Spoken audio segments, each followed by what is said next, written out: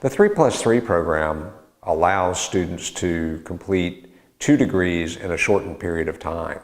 What it does is it takes advantage of the fact that a lot of programs like the engineering program and the law school have some commonalities, and a student can finish their engineering required courses in 3 years, start law school in the 4th year, what would be the 4th year of engineering, and actually complete both the 1st year of law school and the 4th year of engineering at the same time. I always wanted to be an attorney from elementary school. When it came time to go to college, my parents strongly encouraged me to major in engineering.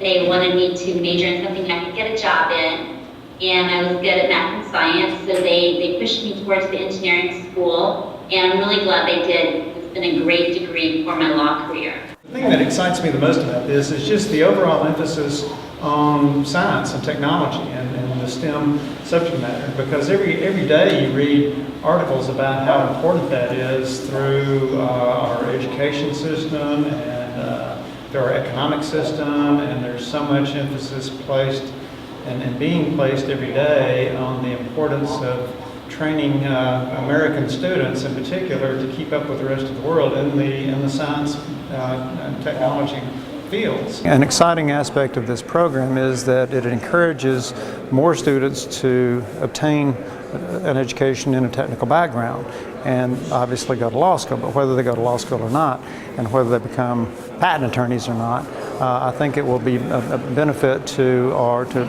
society to have more people with technical training. It allows you the ability to talk to those folks that are scientific and engineers, because you understand where they're coming from. Some people say that engineers don't communicate well. Well, they do within their spectrum of what they're talking about. Same thing with doctors in their field of expertise. And having a law degree and an engineering degree allows you to be able to think, well, what are the areas that I like to talk about? How can you engage them in those conversations? In just the civil aspect of law, if you're taking depositions of an expert witness, and let's say a car wreck, and that expert witness is not necessarily a PhD, but somebody who has training and experience and background in a certain topic, and they're opining about it, giving their opinion about that. Well, what happens with your engineering background is you realize when that expert is going a little too far. They really can't say that. And so what that prepares you to do in that deposition is to ask the questions that show the court that that person should really be qualified as an expert. It really helps in that.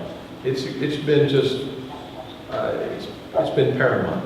I know several engineers who are principals in large consulting firms who got their law degrees later, but they wound up, like in the environmental field, having to deal with so many statutes and regulations. Then they got their law degree to support their engineering work and their engineering practices. In my career, more so maybe than others, I used my engineering training and my legal training every day.